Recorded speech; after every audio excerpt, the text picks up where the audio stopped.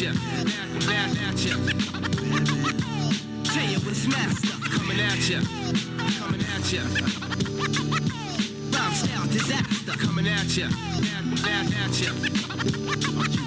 Tell you what's master, coming at you. Hello and welcome to Cut the Bull. I am Charles Love alongside my co-host Wilford Riley. It's been a while since we've been together, and what a way to come back. I'd like to welcome our guest this week, Marianne Williamson. She is an international best-selling author, founder of Project Angel Food, a former candidate for president twice, spiritual advisor, many other titles, and we're here to talk about, among other things, her latest book, The Mystic Jesus. The Mind of Love. Oh, I put it in front of the light. There we go. And you got one there behind you as well. Marianne, thank you for joining us. Oh, thank you. Thank you so much for having me. It's lovely to be here. Well, I obviously wanted to start by talking about your latest book, and it's a really interesting concept. You talk about the mystic Jesus, and in it, you talk about the importance of the messages we receive from Jesus and how, it's bigger than what a lot of people look at Jesus as, Christians say it's, wrap their arms around and say, this is ours. And some people look at it more as, you know, rudimentary, basic like dogma in religion. So talk about why you wrote this book and what you were trying to convey to people. Well, as you say, there is an institution, ecclesiastic traditions of Christendom, filled with dogma and doctrine. And there's nothing in this book to show disrespect or minimize any of that or to sabotage it in any way. That's not what this is about. But there has been, from the earliest days of Christendom, the more mystical traditions, Christian mystics such as Teilhard de Chardin, Saint Teresa of Avila, and so forth. When the Nag Hammadi manuscripts were found, the Dead Sea Scrolls, it's now historically, archaeologically proven that there have been teachings about the experience of Christ that had less to do with the historical nature of the story and the man who lived 2,000 years ago, and more to do with an internal experience, the idea that one doesn't need the external institution to broker the experience with God and the Holy Spirit. All the great religious traditions have their mystical aspects. In Judaism, there is the Kabbalah. In Islam, there is Sufism. So the mystic traditions of all the great religious systems have to do with an internal direct communion of people with the God of their understanding. And there are universal spiritual themes that are at the heart of all those mystic traditions. So in that sense, this book is talking about an experience of Christ that is not monopolized by any one particular religion, but which is seen more as a spiritual force of consciousness as alive today, as it was 2,000 years ago, which cannot be monopolized by any particular institution, and which I think more and more people are actually embracing in their lives. When I first received a phone call from my publisher, this was the first time I've written a book that the publisher actually asked me if I'd be interested, because more and more booksellers have been saying to the publishers, and Harper is a major publisher of Bibles, that people are actually coming into bookstores saying, I want to hear about Jesus, I want to read about Jesus, but do you have any books about Jesus that aren't specifically Christian? Which I understand as a student of the Course in Miracles, as a Jew myself, knowing that there's an embrace of and a curiosity and a desire to know more about Jesus as an internal experience of the heart that does not necessarily connect to doctrine and dogma from the Christian church. And can I ask you one additional quick question, then I'll let Will take over and ask what he'd like. Because you just mentioned the A Course in Miracles, and you reference that as being the student of that, and you make it really clear at the beginning of the book that you're not, like as you said earlier, minimizing anybody's religious beliefs, but and as a Jew, it's not like you're speaking of this as a Christian, but you talked about the publisher coming to you about the topic and what people wanted to learn about. So talk about a little bit about that, because some people may not know what it means to be a student of the Course in Miracles, but also how that framed how you approach this topic. A Course in Miracles refers to itself as a psychological mind training on the relinquishment of a thought system based on fear that dominates this world, Mhm. and the acceptance instead of a thought system based on love. It's not a religion. There's no doctrine, there's no dogma. People are students of the Course in Miracles from all religions and from no religion. So it does use traditional Christian language, but it uses those traditional Christian terms in specifically non-traditional psychotherapeutic ways. So some Christians, millions of people, I think, at this point, who are Christians, feel, oh wow, this takes me into a deeper experience. For instance, I'll give you just a common example. So in Romans, when it says, conform ye not with the patterns of the world, but seek a renewal of the mind. Well, that's a very modern psychological perspective, that the way the world teaches us to see things and to think about things is not necessarily the truth of who we are. And it is now a kind of mainstream understanding that thought creates, level of consciousness is a level of cause. So when you're seeking a renewal of the mind, that really is the salvation of the world. What we're being saved from is the kind of thinking that's leading us to such destructive behavior and attitude. So, the students of the Course, it's not a religion, and yet it is based on universal spiritual themes, like I said, that are at the heart of all the great religious teachings of the world. Professor Riley. I mean, we've often had sort of hostile political back and forths with mayors and that kind of thing. I mean, this is sort of one of our more interesting, relaxed interviews. I mean, just as a comment, I think what you're saying is something that's obviously going to appeal to a lot of modern Westerners. A martial arts sensei that I sometimes work out with says that modern Americans are very good at what he calls the outer learning, which is understanding the mathematics and so on that let you construct the world around you, build bridges and that sort of thing. But we're very bad at the inner learning, which is understanding the world inside you, whether that's your deeper brain or that's communication with spirits or whatever else might be sending you the messages you see in the dream time or when you meditate and so on. And I'm a bit short of an adept at meditating. It's something I do to relax. But I mean, there obviously, as you probably know, there are different plateaus of relaxation and realization you find even doing that. People say very similar things about prayer, their shared experiences across cultures, from calming yourself to the sensation of another being talking to you, blah, blah, blah. I mean, even people who take psychedelic drugs say you see jesters or holy fools at certain levels of experience. So, I mean, I think the idea is an interesting one. As an actual question, what are some Christian mystic teachings that you think, what are, say, two of them that you think modern Americans or Brits would be well served to kind of pick up on? Well, first of all, I do want to speak to the point you made, because I think it's a good point. I agree with your friend or whomever it was who said that. Western materialism is known for being based on the Newtonian paradigm. The world it's a very mechanistic perspective. It's very much that the world is a big machine, and if you have a problem with that, anything in the world, all you have to do is tweak the pieces of the machine.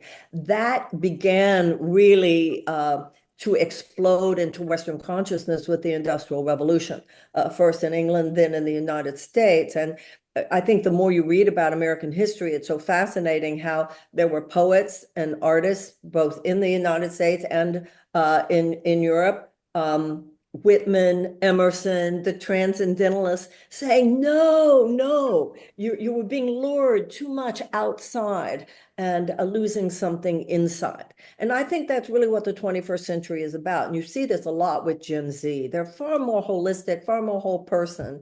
They're far more, the mindset of the 21st century is far more affirmative of the inner life. Okay. So with that, I think that that we are seeking this rebalancing now, and understand that while we've done a lot of wonderful things on the outside, some internal musculature has begun to wither. Now, where does the Christ-centered teachings? Now, you said Christian. This is, once again, there are people who consider these Christ-centered teachings may or may not identify as Christians. Where does all that come in? Jesus said, "My kingdom is not of this world." Now, he lived 2,000 years before Freud, right? Not to say that there have not been great artists and philosophers who basically spoke to the inner life. But at that time of Jesus being alive in the world, it was not recognized the way it is now.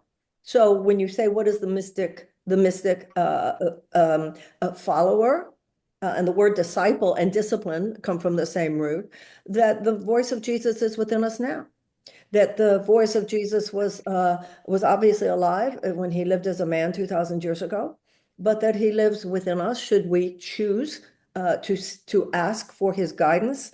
The Course in Miracles tells us, while on this earth, completely actualized human consciousness in its entirety, in its fullness, which is oneness with God.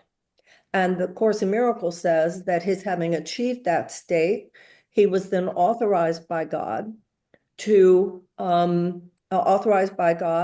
be our internal teacher, our psychological guide, as it were, should we request it. So the way I see him as a student of A Course in Miracles, for instance, this is a world which is the thinking of the world, the Course says, is 180 degrees away from the thinking of God. The Course in Miracles says Jesus is someone who lived on the earth, but he thought the thoughts of God, and should we request it, he will guide us. And in guiding us, we are guided to dismantle the thought system that now dominates the world and to accept instead the thought system of love, which is the truth of God within us. I see he's green with envy. I don't know if he can still hear us. Can you hear us, Will? I can hear you. Can you hear me? Yeah, We can hear you, but you are very green. There's some kind of technical problem here. I really wouldn't worry about it at all. We can just continue the conversation. Yeah, I I'm was just going gonna to probably say, blank this and put my image back on. yeah, maybe it'll come back up. And I wanted to, or you can put your photo up. But I was wondering if you were going to follow, before I asked the follow-up question, if you had something you wanted to say to that. Yeah, no, that was all insightful. I mean, my one comment that I would make on this is I think the great worry with the inner learning or the limit on the inner learning is whether or not it's true at an externally applicable scale. So, I mean, when you look at books that document, for example, the things people see during psychedelic drug experiences or during deep prayer or during even quote unquote after death experiences, a lot of them don't seem to be externally real. They seem to be reflections of people's personal fear and that sort of thing. They're the story that defines an individual human life. But when you look at like the history of taboo among like the Native American portion of my ancestry or something, a lot of that you can't go near women for a third of the month and so on doesn't inherently make a lot of sense. So if you sit down and think very deeply for a week or two, you're going to figure out a lot, but it might not all be stuff that's applicable to every person rather than you. Getting in touch with that's a critical part of yourself. Question is, what role should that play in public life? I think that's long been debated. Well, first of all, the Course in Miracles does not ask us to believe anything that is true. It's totally about your experience. If you forgive, this is what the Course in Miracles will say: love people, and then you tell me based on your experience whether that made things better for you. Be generous, be forgiving. Don't judge, don't blame. Take responsibility for your own mistakes. Atone for your own mistakes, and forgive other people for theirs. If your experience teaches you that brought you greater inner peace, that's the only basis on which you should believe any of this.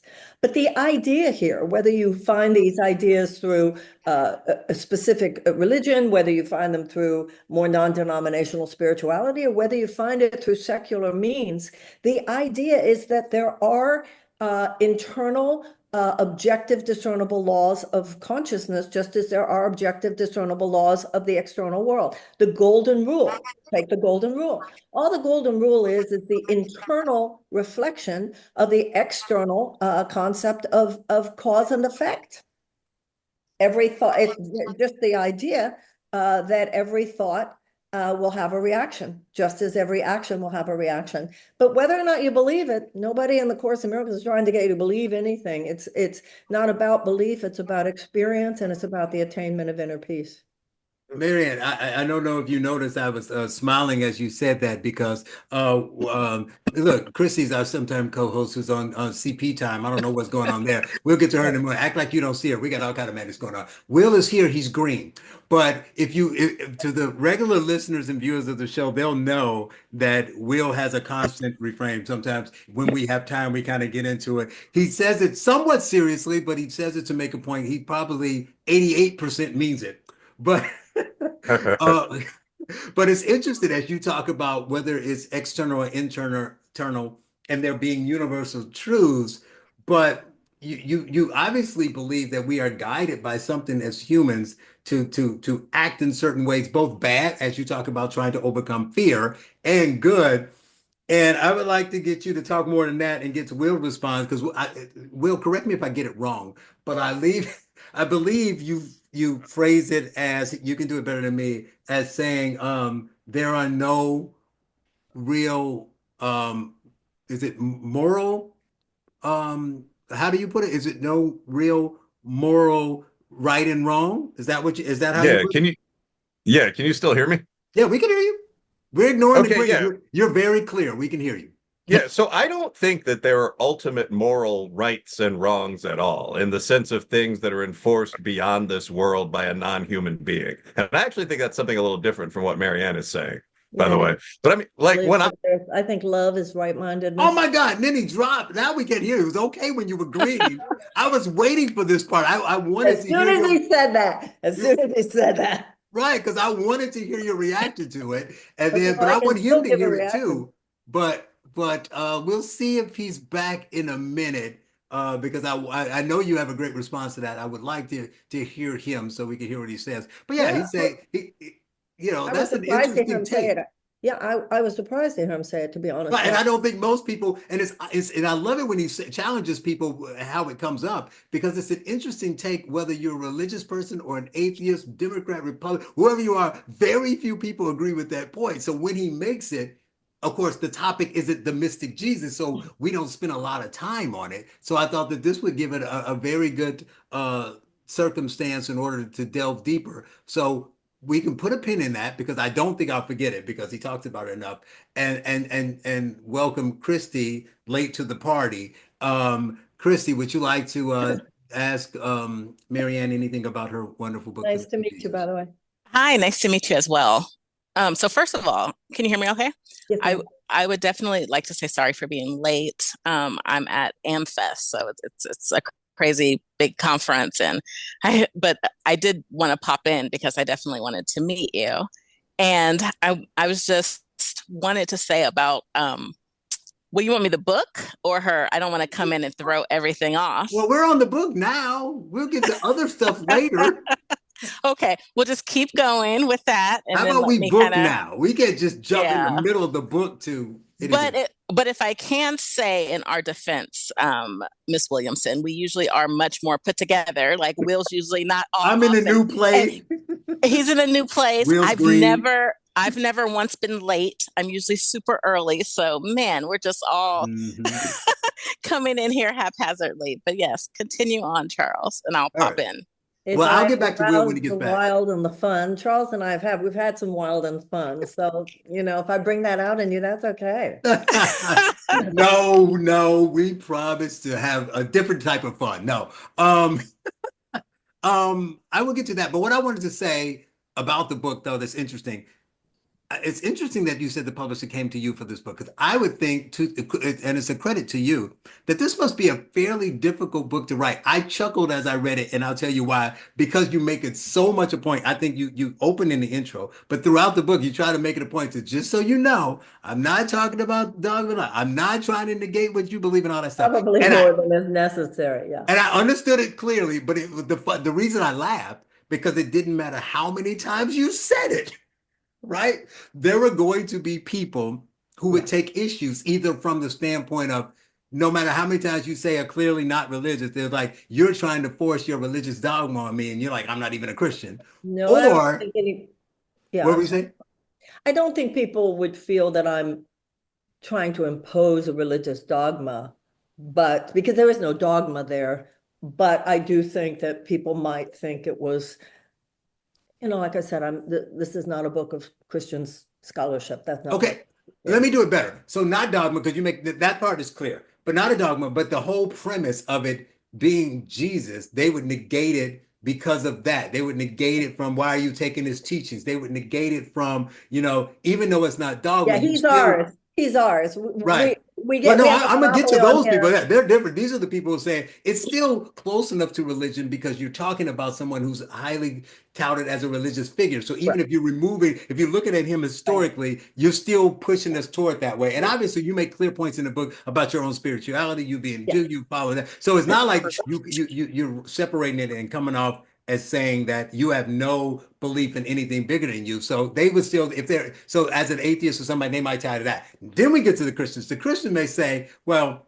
you may, like you make it a point, you say, well, you're some Jew, how are you writing about Christians? But beyond that, they may say, okay, you want to remove the dogma. Okay, you say you're just talking about him, the man, but how you separate the man? You want to quote what the man said about the poor and about this and that. He also said, come drink with me and you'll never thirst anymore, right? He also said, before Moses was, I am, right? He I also would, said, and I would, yes, and this is why, and I would say yes, and then I would talk about different ways to see those lines. I right, agree with everything you just said. right. So, it's And I didn't say it to challenge you. I'm saying I can no, see and I it's don't. difficult to word it in a way that nobody would take it that way. I've been around a long time. Do you know what I mean? They know me by now. It's kind of like this has been going on for 40 years. Are you raising your hand, Will?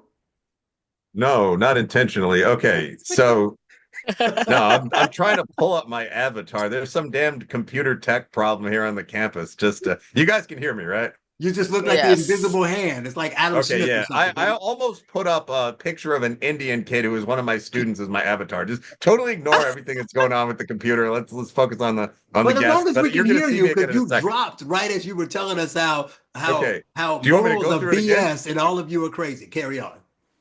Okay, well, I don't want to necessarily take up a huge chunk of the speaking time with this, but basically, I don't think there are any ultimate moral rules because I don't think there are any gods. I don't think there are any theistic beings beyond this world that set standards for us. So when we talk about like the idea that there are experiences that humans tend to share, if you take psychedelic drugs, when you sleep, there whatever there are books written on the analysis of dreams, and some of them aren't totally stupid. There are a set number of categories human dream life seems to fall into. When you talk about those things, I think you're talking about things that exist at the human level. Obviously, at the human level, you can say that certain standards make sense. The example I used before I got cut off was you can't have cities if you keep killing and eating the mayor. So over time, there have been social structures that have developed in most societies that are reasonably similar. But I don't believe those standards are ultimate. And I also believe they vary from person to person in terms of what's likely to produce happiness and success for you. I think that would be level one.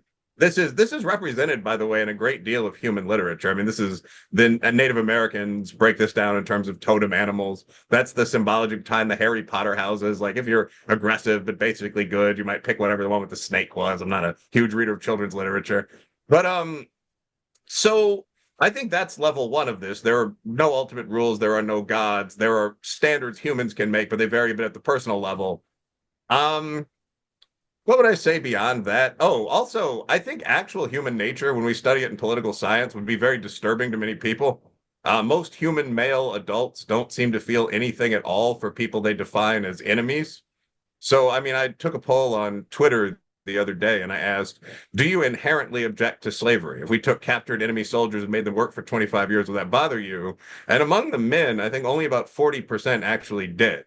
So I think exploring your own inner world and trying to find what you truly believe in, being nice to other people, that's certainly good. I don't necessarily think there's a religious foundation beyond it. And I'm not sure that's what Marianne's saying, but if you follow these rules, you'll go to heaven is kind of the pitch of Christianity, certainly Protestant Christianity, Islam. I don't believe that. I think that's just voodoo. Oh, were you done or Yeah. did you get cut off? Yeah, that's it. I mean, I basically I think I could have said this in two sentences. I think there's standards that obviously work better for humans most of the time, like don't rape people. I also think that there is no enforcing entity. Yeah.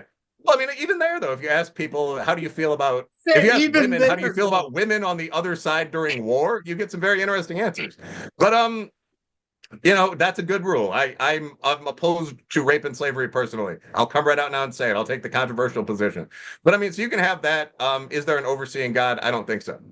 Before you respond, Marianne, I have to say kudos to Marianne for two things.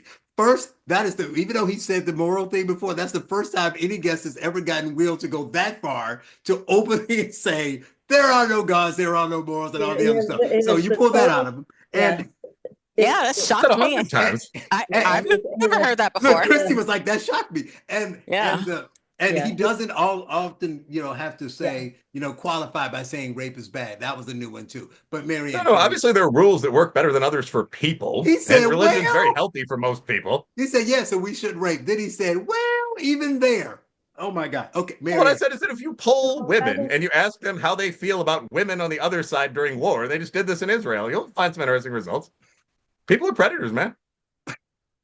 Okay, so what Wilfred has described is he's described atheism and he's described moral relativism, and he has that right. The beauty of freedom of religion that we have in this country is not only the freedom to worship however you want, but also if you want. So he doesn't, he's an atheist, that's fine, he gets to be that. It is worth noting that the vast majority of Americans are not atheists, and the vast majority of people in the world are not. We argue about how we see God. Right. And Wilfred has certainly the right to believe that. I believe something very different. I do believe that there is such a thing as a right and wrong. And I think right-mindedness is love for one another. And that the highest moral law, as it were, is love. And that which is loveless is destructive. But hey, that's and I believe that our purpose on this earth is to seek to create on earth as it is in heaven, to create a world which reflects our commitment to love. But there's no, he believes what he believes, and I believe obviously what those of us who are, faith-based. What the rest of us believe. You do If I can make one comment there. I think it's safe to say Wilfred would not be buying my book. And No, I actually probably would buy the book. He probably would, though, to be honest. I think that there's a very important point here. I would actually define myself probably as a stoic or something, not as a complete unbeliever in human ways. And I mean, obviously, most people were either atheists or pagans in the modern sense until pretty recently on the human ladder. They weren't living in hovels in Greece and Rome and Han China and so on. I think I would agree with about 90% of what you guys are saying in terms of human construction within the mind. That the dream time exists for humans, that there are rules that work better for humans most of the time. You break them, of course, during violence and this sort of thing. But I don't think that comes from a higher entity. That's basically the point. And that structures some final level decisions you're going to make. And that I think is basically the dispute. This is also the dispute among the different religions. Like when you say, well, we all believe, never noticed that Buddhists and Christians and Jews just view one another as all believing at the same level of worth and so on. Perhaps they should. Wait a minute. There are I would disagree with that. There are universal spiritual themes. Buddha spoke of infinite compassion. Jesus, of course, yeah. We should love one another, and Jews to love mercy, do justice, and walk humbly with thy God. So I think the study of comparative religion and philosophy shows that there are profound strengths of universality in all the great religious and spiritual teachings of the world. I agree with that. I think there are human shared principles that pop up in religion, whether or not there's a God. I just don't think the religious people necessarily see it that way. So you need a lot of brand defense to have a religion. If a Buddhist can say, well, I believe in a series of higher beings and in an afterlife and in the idea of basically being good, why would I embrace Christianity? Why would I convert? It's a hard case to make unless you have hell on your side. That's the point of the books by people like myself, that you don't have to specifically relate to a particular religion. Some people do, and I think that there's value in that, and I feel that in my own life.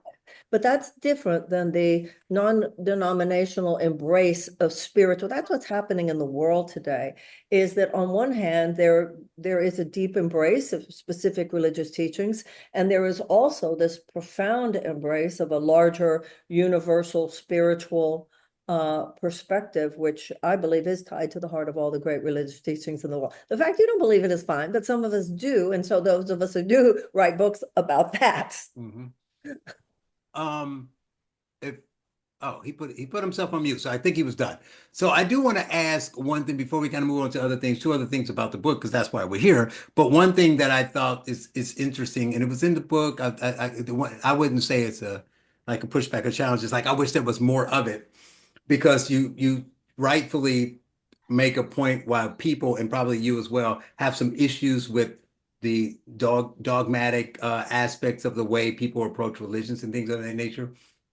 And the point of the mystic Jesus, obviously you're highlighting, both the nature of, Will won't agree, but the human nature and the things that we do, and how all these things can help you move away from those negative things we do, the fear and all that stuff, live in love and focus on that thing, how you love yourself, knowing yourself better, and how you treat other people. And you talk about how Jesus, exemplified that in the different parts of his teaching.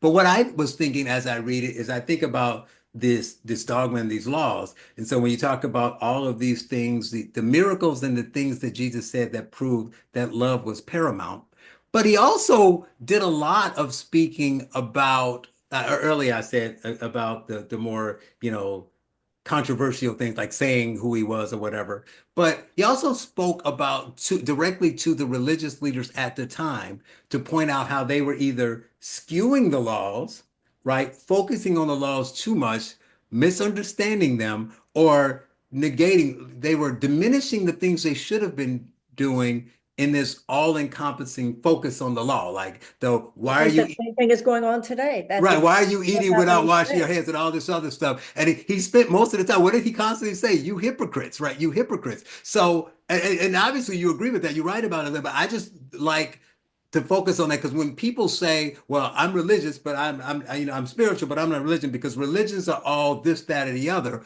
Well, as you say, as Jesus would have been saying, he was saying that when you get to that point, then you are not doing what you're supposed to be doing, not living as you should be living. And if you're supposed to be a leader, then obviously you're the worst kind, because you're leading people in the wrong direction. So people need to understand that when they say, just throw their hands up and say, not trying to convert people, but when you throw your hands up and say, well, Christianity is bad or religion is bad, why? And they say, because that pastor cheated on his wife, or because that person's doing it, but they're not doing it right. Right? I agree with you. That's exactly right. We're going through the same thing today. And so talk about And how we're going through it today. well, first of all, let's point out something that I think you did just say. There are many people who are sincere Christians. There are many people, I believe, of all the great religions of the world, who are people of peace, people of love, and true, sincere followers of the truth of love and the God of their understanding in their hearts, that are doing wonderful things on this planet. That's the first thing I want to say. Sure. It is also true, however, and anybody with the rudimentary knowledge of history knows this, that some of the greatest evils in history have been perpetrated in the name of God and religious teachings. Sure. So I think when you talk about today, for instance, one of the ways that you're seeing this play out in the United States today is many people very concerned, and I believe rightfully so, about the rise of Christian nationalism. Mhm.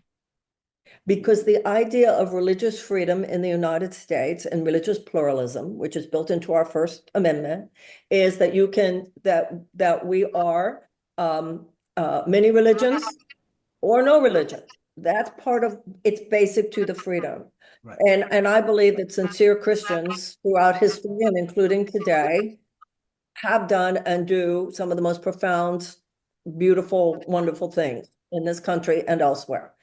And the idea of Christian nationalism, that there would be a group of people who believe that only Christians should be in charge of our political, social, and economic institutions. Mhm. I don't even think that that's Christ-like, and Right. it's certainly not American. So in the United States today, as all over the world, sometimes you see people in the name of religion doing things that many of us, not because we're against religion, but because we're making a stand for freedom and for love, which is the essence of religious teachings, would argue against.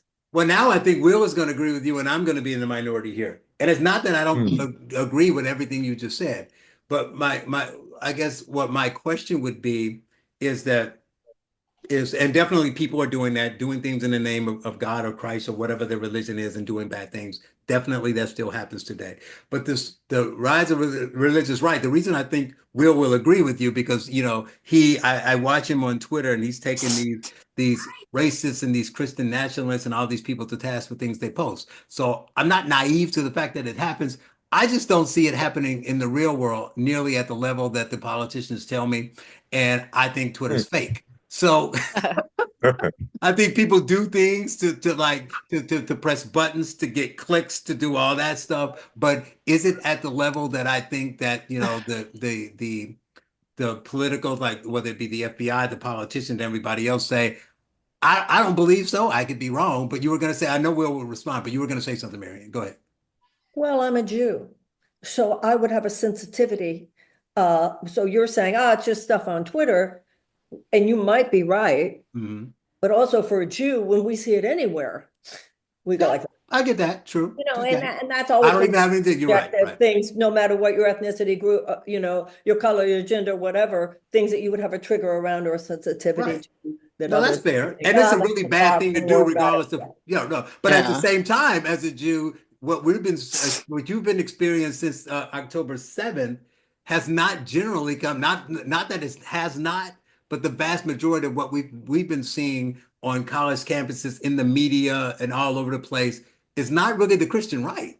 Well, if I could jump in there for... I did have a question. If I could jump in there for a second, I think Kristen wants to respond. But basically... Of course, what you just said is true, and I think it's a very important point. Nobody is saying that that's the Christian right. Right. Yeah, go ahead, Will.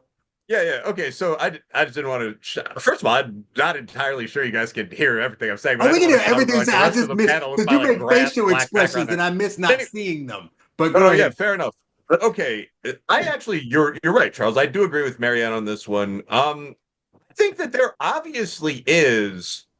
James Lindsay calls this the woke right. I think that's a good description. Mm-hmm. To me, being like too woke means you think that there's a controlling force behind society that's, forgive the language, stopping you from doing shit. Like, I'm black, I can't get a job because of the white man or the Jew or something like that. Not seeing white males doing this all the time. Like, I can't date because of these women. They're all unreliable Jezebels. You see that a lot from Christians. And I'm not going to excuse that at all. Andrew Tate's written a best-selling book. I'm not sure he's read one. But I mean, like, you call this stuff, And yes, a lot of that does come from specifically people who identify as Christians. How real that is remains to be determined. Last sentence, but I mean, when you talk about anti-Semitism, the group that I see this most from would be sort of Nick Fuentes, the Groypers. These are people that really strongly identify as Catholic Christians. Mm-hmm. I mean, where there's religious insignia at rallies. But I mean, if I argue with someone as a conservative businessman, the first response to me is, "You're a Jew." And, I'm a bald-headed black guy, although I'm light-skinned. I mean, I can imagine what this would be like if I was a Jew. So, I mean, I think this is an actual problem. It's important that we don't deny this. Actually, one thing I can't not mention, James Lindsay wrote a joking article about this. He named himself Marcus Carlson. I don't know if you guys saw this. Yeah, I saw it. He directly transcribed the Communist Manifesto. Right. Like, there's a specter spreading. They are out to get you. They hate your people and your faith. Published this in a leading Christian right-wing magazine, like verbatim. It just ran. So, I mean, I think that is a problem. We have to be aware of that on the record. And go ahead, Marianne. I had a comment too. Christy, let her reply. Then I was going to go. As the one Republican, we'll let you talk. Go ahead. Marianne, you were going to reply. First of all, I think what Wilford just said is really important. And it's very important for us as Americans today. Because to me, you're a Black American, you're a Jewish American, you're a gay American, that we've forgotten the American part. And out of many one. I mean, that's e pluribus unum, out of many one. And in alchemy, there is the concept of separatio. You pick all the pieces out, perfect them so that they join at a higher level. There are conversations Black people need to be having with other Black people right now. There are conversations Jews need to be having with other Jews right now. There are conversations that everybody needs to be having with their tribe. But I think right now we've all got to come out of our silos also and remember that there's a larger conversation which transcends any of our specific identities, because as Americans, our conviction is that none of us own it. We all get to own it. Other people don't agree, don't owe it to you to agree with you. Other people don't owe it to you to have the same religion as you. And that space of possibility is the space of freedom, without which I don't care who it is, whether it's a Jew, whether it's a Muslim, whether it's a gay person, whether it's a right person, whether it's a person on the left telling me to shut up because they don't agree with me. No, we're not supposed to do that in America. And that's what I think we need to fall in love with right now, is remembering you get to believe what you believe, but you don't get to tell me what I believe. And I need to bring you to my next school board meeting. Christy, what would you like to say?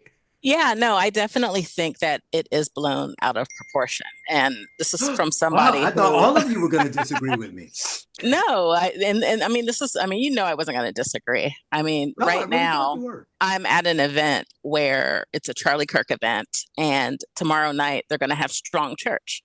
And I'll tell you why this is so important, because if you look at our youth today, or if you look at just society, like we've lost who we are. As Americans, we've lost who we are. As, young people, they're lost. There's so much that's going on with them. So I think when you're talking about religion and people that espouse religion, it's to reach the lost. Because a lot of times, when we went to church when we were young, and that's where we found kind of our moral compass. And today, because they're not getting that moral compass at home, they're not getting it at school, they're not getting it from their peers, from online. It helps to kind of center them and ground them and give them something to help society. So I really think, Absolutely. yeah, so I really think that you're seeing the far end, the Nick Fuentes, or you're seeing the negative aspect. And I don't agree everything with Charlie Kirk. I don't. But I do agree with what he's doing with these young people, because you will see thousands of young people in a room, and it's not so much about Jesus, right? It's not so much about, that one thing for them, as it is that collective of doing good, being good. And I think that's powerful. Yeah, and everybody's talking about the mental health crisis in this country. I think the mental health crisis is a spiritual health crisis. It's a spiritual crisis. It's not just a mental health crisis. And I think that's why, to be honest, because I do agree with what Christy just said, which is why I disagree with what Wilfred said. Because Wilfred, if you, and I'm not saying you're wrong, I'm just saying the belief of those of us who disagree with you, if these young people are told, well, if you do the right thing, it's better. That's different, because if you just tell people, well, it's better if we do that, these young people are still growing up with a sense that it's a basically random universe.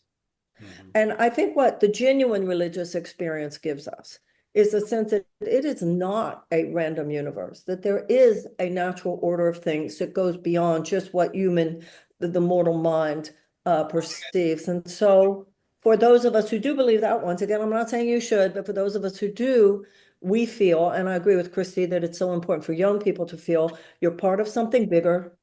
You're not just here on your own. To me, this is how I see it. I see it much like the cells in the body. Every cell in the body is filled with a natural intelligence.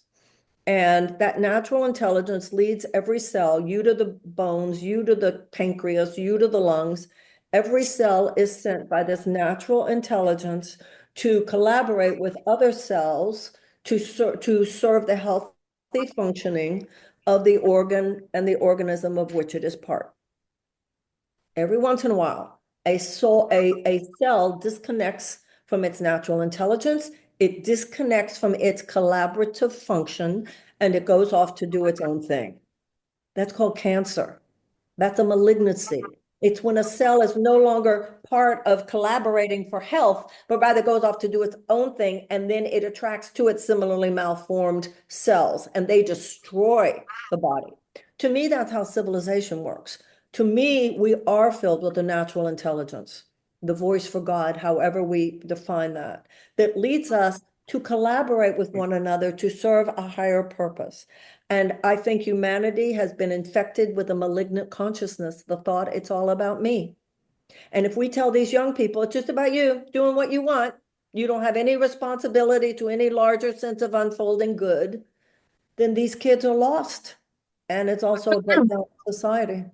No, I think that's quite intelligently put. But the response to that is that absolutely no Roman Stoic or Japanese Shintoist or anyone else that would debate the other side of the position favors doing that.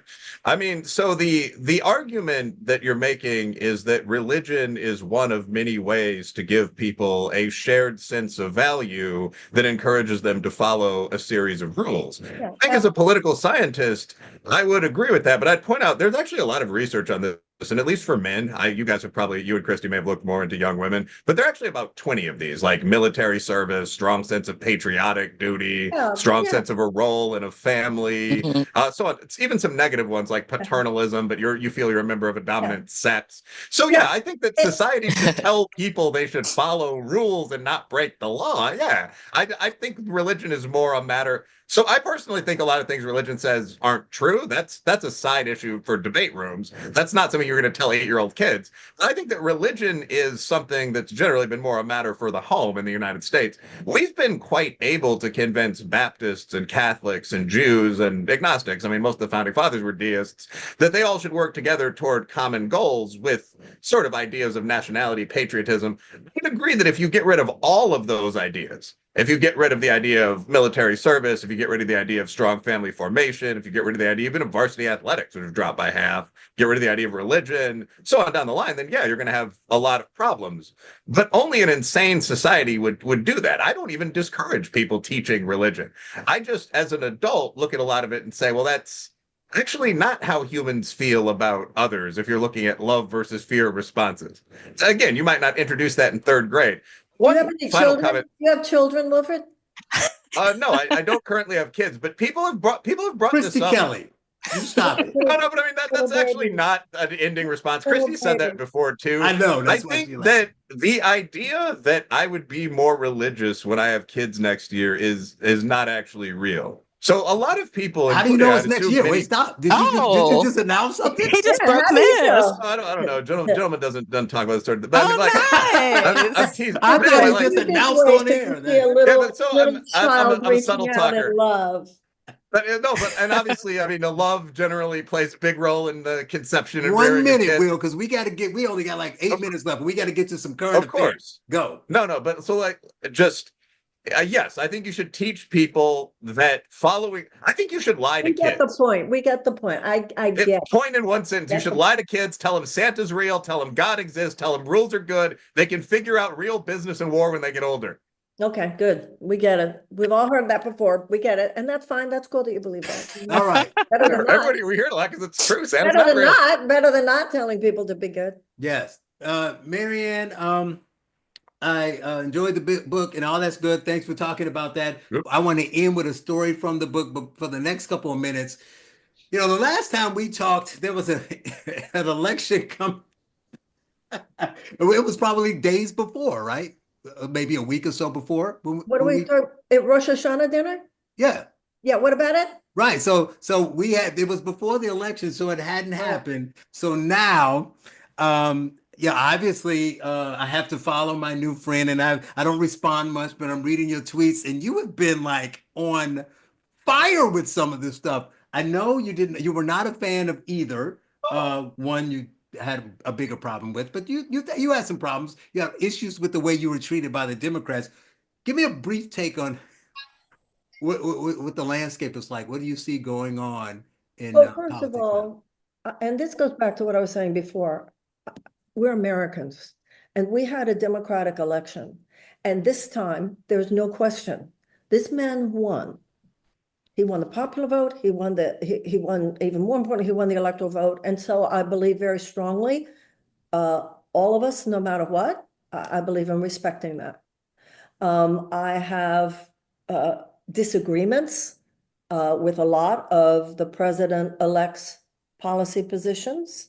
And I see myself as part of a loyal opposition where he says and does things that I agree with. And I agree with a lot of the things Bobby Kennedy stands for. And stood for those things myself in terms of a healthier food supply, toxicity in our food, et cetera. Where the president does things that I agree with, I'll be the first to to applaud, and where the president does things that I feel go against my view of what the American ideal or the moral ideal should be, I will express myself as passionately as possible. I believe that we have a matrix of corporate power in this country. And by the way, I see this on the right as much as on the left these days, whether it's insurance companies, pharmaceutical companies, big agriculture, big chemical, big food companies, gun manufacturers, big oil, defense contractors, and banks. Right. And I believe the notion of short-term profit for these corporate entities becoming our new bottom line supersedes democracy and humanitarian values. And it concerns me because I believe that except for the case of Bobby Kennedy, President Trump is more of a believer in the corporatist model. And I will do what I can to contribute to a loyal opposition and counterforce over the next 4 years. And that is totally fine. And I think that's needed. I don't know. I think I may have tweeted this. At the day after the election, the one thing I said, I didn't really pay attention to the Trump thing. I was kind of surprised by how big he won. I knew it could go either way. We talked about that on the show. But when I was watching the House and the Senate, I mean, he had won the Senate. I was watching the House. And I told several of my friends, and I think I even tweeted it. I said, the one thing I fear more than the Democrats and some of the things we've talked about that I don't like that they're doing is one party rule. I don't want either of the parties. I don't trust either of the parties enough to have all three. That was more my concern. Not just that I agree or don't agree with them. I think that you get drunk with power, right? So when you get the House, the Senate, and the White House, you tend to say you tend to start pushing bills you wouldn't push before, right? You tend to start moving in that direction. So that's one thing. And I agree with you as far as being part of opposition. I think that's important. And I'd love to hear what Will and Christy say about, some of those things, some of your concerns. The one thing I noted, and since I knew I was going to talk to you, I figured I'd ask you right in front of the people, is that I remember two of the tweets that you put out about something that was happening. And my issue, because you and I agree and disagree on some things, and I don't have a problem with disagreeing, but it's like, I'm wondering if she really thinks that. I know if you're saying, if they do this, this is bad, that's fine. And so one of them was about the mass deportations, and the other one was somebody had posted a list of all of these things that Vivek and Elon wanted to cut. And you were talking about how bad these things, how bad it's going to be really bad when all these things happen. And I'm looking at the list and I'm looking at that. I'm like, well, do you really think that they're going to remove all of these departments? Because I'm like, I look at it and I'm like, it's even a non-conversation. There's no way it happens, right? Yeah. And then the other was mass deportation. Sounds to me like Gestapo knocking on doors and dragging people out of the country. Is that what you really think their plan is to do? Whether they achieve it or not, is that what you really think they want to do? Well, I think one of the things that's fascinating about this moment, Charles, is I have no idea what 6 months from now is going to look like. Okay. Donald Trump, I listened to him. I listened to all 3 hours on Joe Rogan. Mm-hmm. I remember him from the 1980s when he was a little left of center. Mm-hmm. I'm not so worried about him right now, but when you talk about that man, Tom Homan, is that his name? Yeah. Yes. You better believe I'm afraid, the way he talks. I trust. So we'll see where the president comes down on that. Mm-hmm. If he start the way Homan talks, Homan does talk in a way that has a Gestapo feel. I'm not saying the president does. So we'll see what we don't know. In terms of these other things, cut the fat, yes, but these people are talking about cutting the bone.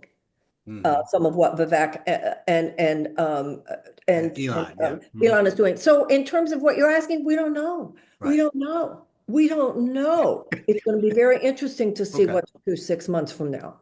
Christy? Yeah, I think a lot is fear kind of being built up among people online, especially, Democrats. We don't know what's going to happen when Donald Trump has been president before.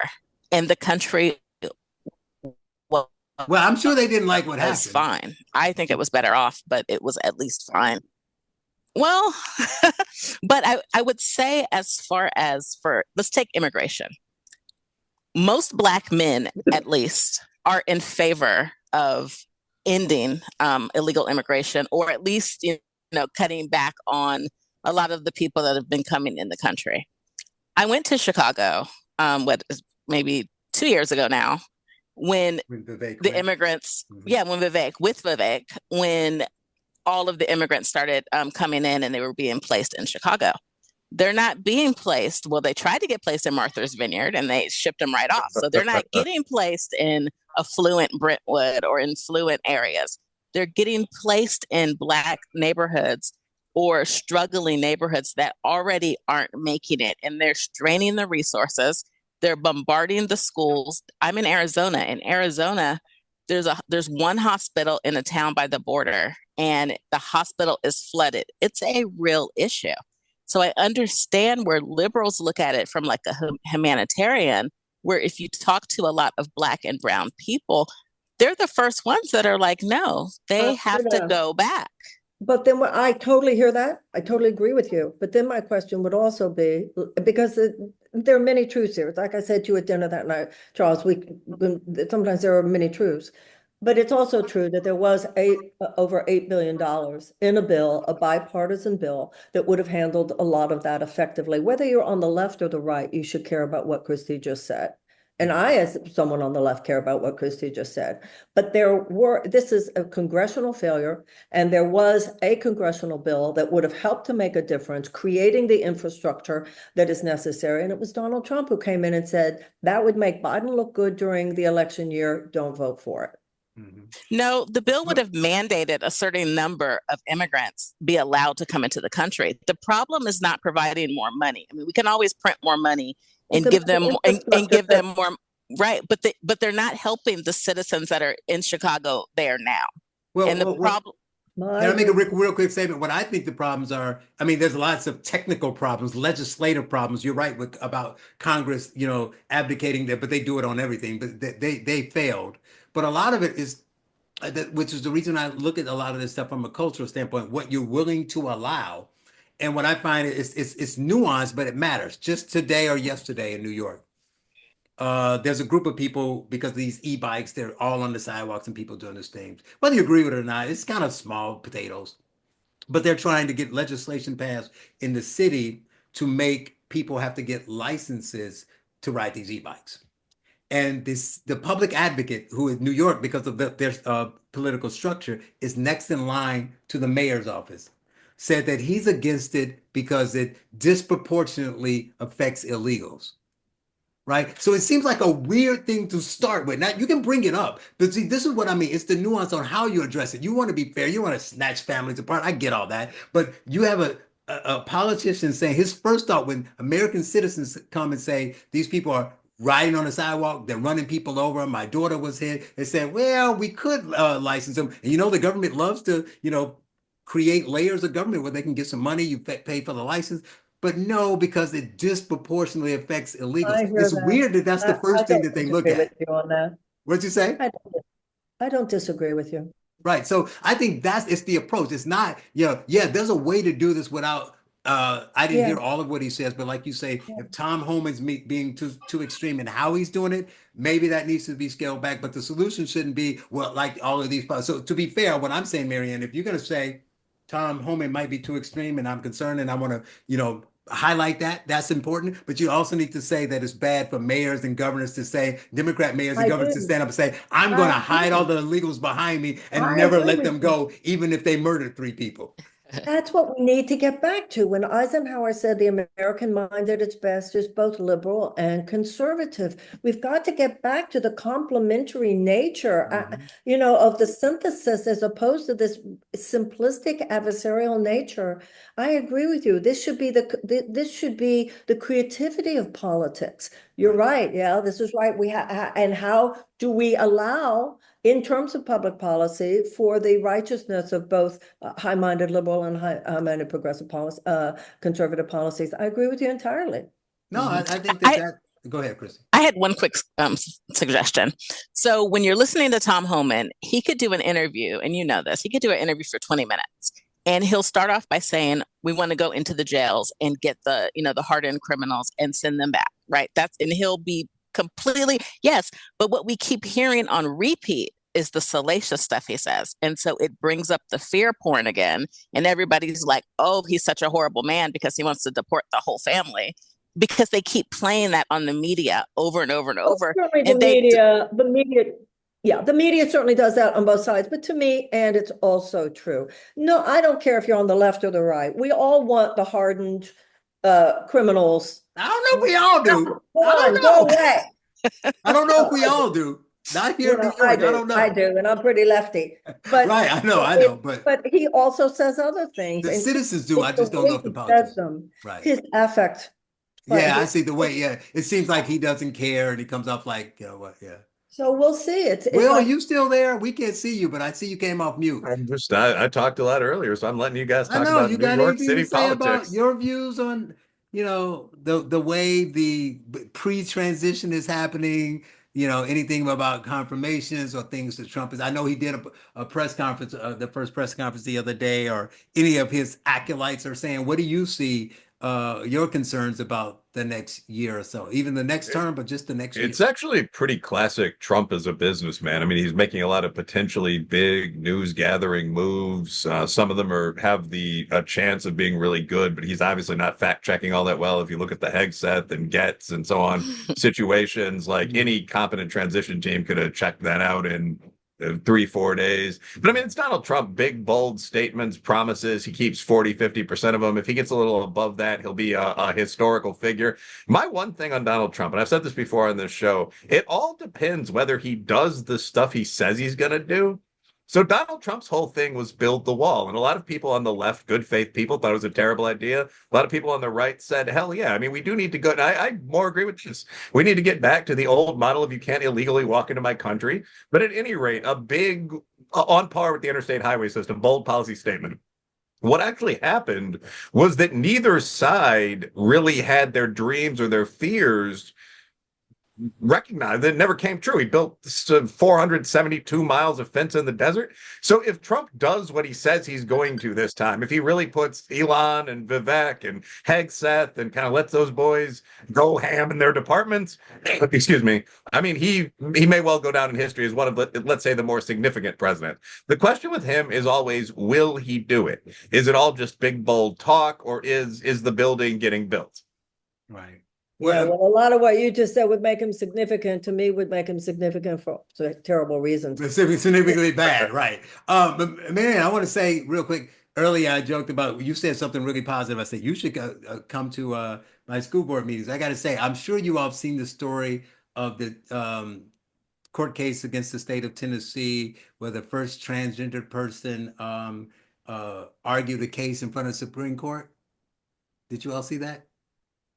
Yeah, I actually know that. Chase Strangio, a trans man, is suing the state because they were banning the surgeries and other things to minors.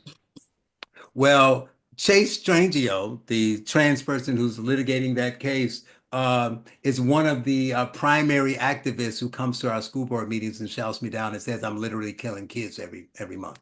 Oh, wow. You are literally you're in the proximity of power and fame right there, man. That's really right. So I say that to say I don't think I'm in the minority to say all of these things are really important. And Marianne and we've talked about this before. I said the reason I was moving, because we had a podcast about where I said jokingly to Christy and Will, you need to convince me to vote for Trump or to not sit at home, because there's no way I'm voting for Kamala. And for me, that was the issue. It's like, I'm not voting for people who are pushing that stuff. So watching Democrats back away from that is a slight win in Trump, because Trump hasn't even been sworn in yet. And they're saying, well, maybe we need to reconsider our views on that. To me, that's a win. That was my thing, right? I think the big story of this election was people who stayed home. Right. I said for the last year and a half, people were going to stay home.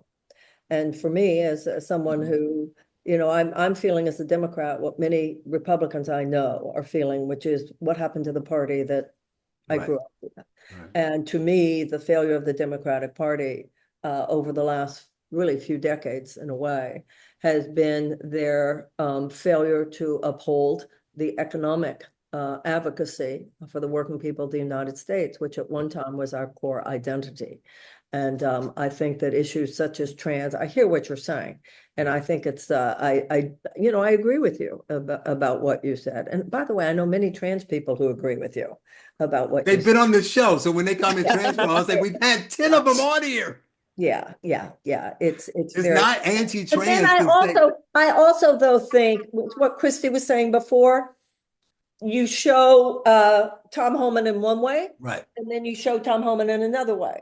Mhm. So sometimes it's what you see. And in your case, you did have this trans person coming and telling you were killing kids. Oh, they got off a bus. It wasn't one person. They brought busloads of people there.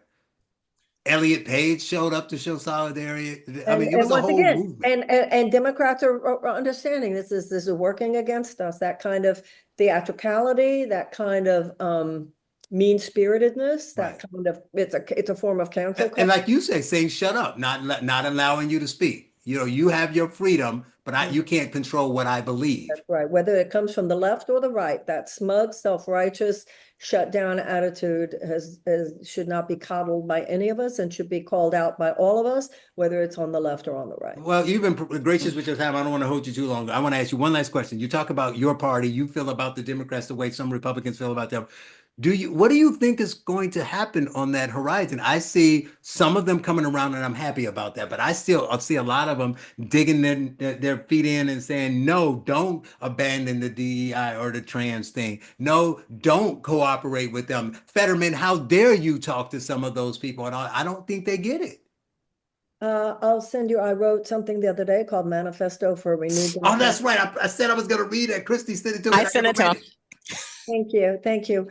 I don't know. I'm feeling pretty politically homeless right now. I am a Democrat hoping, but at this point, I'm not seeing the kind of renewal and learning from the mistake and the contrition and the acknowledgement that I believe is necessary. I think whether you're an institution or an individual, when your life's not working, you have to look is in the mirror. And I don't think that that's happening the way I would hope it would happen.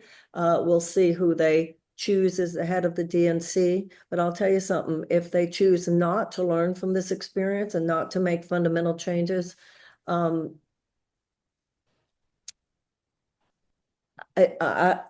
don't have a crystal ball, contrary to some public opinion about me. I don't know any more than anybody else what's going to be 6 months from now or a year. But I'll tell you something, the American people, the best of who we are, is going to find a way to express itself. It always has ultimately, and I believe that it will. And it will be some interesting new combinations. And lastly, can you leave us with the story in your book about the man at the end of the bed and then the promise you made and how you got that interaction again later, a bit of a mystic reminder, so to speak? Yeah, I had been a student of A Course in Miracles for a while. The Course doesn't try to get us to believe in Jesus. It doesn't try to get us to believe in God. It tries to get us to believe in one another and in the power of loving one another. And that is the experience of God, right? So I had a terrible experience in my life and went through, I guess, what you would call today classic nervous breakdown. And I had this experience of sleepless nights and a sense of a tall, thin, you know how they use the word shade? Mm-hmm. I guess that it's like a shade. It wasn't seeing a person. It was, I don't know, a shade seems the best word. And it was someone very tall, very thin, and just sitting very straight up, looking perpendicular to the way I was lying. And I started wondering, what is that? But it was a comforting presence. It was like someone watching over me. And I noticed it. It was like nothing I had ever quite experienced before. During that period of time when I was having such a difficult time, I remembered, I tell in the book there, seeing the look in my family's eyes. My cousin told me years later that my father had said to her, I don't know what to do with an afflicted child. And I knew that I'd crossed some line and that if I didn't get healed, I might not ever be a productive person. And I said to God, and I think Jesus at that point had become more part of what I was thinking about, that if you'll repair my life, I will give my life to you. I just had a deeper sense of devotion, and I'll do it for the rest of my life.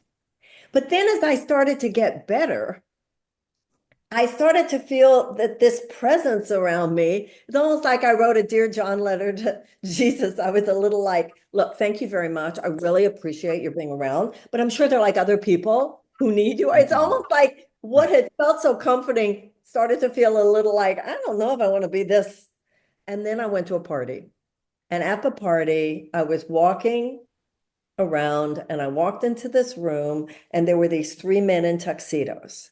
And they were, like you walk into a party and these three men are standing around and they were holding drinks and they were talking. And then I suppose, because I do think the Holy Spirit works with your subconscious mind, I think I had like a daydream or something. And one of the men turned around and he looked at me and it was clearly Jesus. And he looked at me and there was absolutely no affect. He simply said, I thought we had a deal. I think that says it all. I think we leave the silence and we say, Marianne Williamson, the Mystic Jesus. It's been a pleasure. Thank you for joining us. So nice talking to you guys. Thank you so much for having me. I'm saving the day from you commies who let know you can't fuck with me. I got a country to save. God bless the US of A. Land of the free and a home of the brave. God get all of the praise. I got a country to save because I'm Patriot J and I'm saving the day.